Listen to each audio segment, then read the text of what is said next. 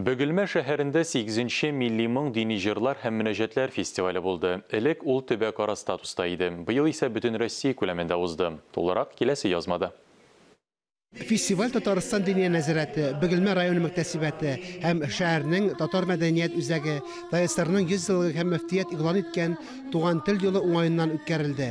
Чарага Чиләбе, Ульяновский, Оренбург өлкәләреннән, Владивосток, Екатеринбург шәһәрләреннән дә килергә теләк белдерүчеләр булган. Бәйгегедә республикабызның 8 һәм Башкортстанның 2 районыннан килгән җыр башкаручылар үзара көч сынашты.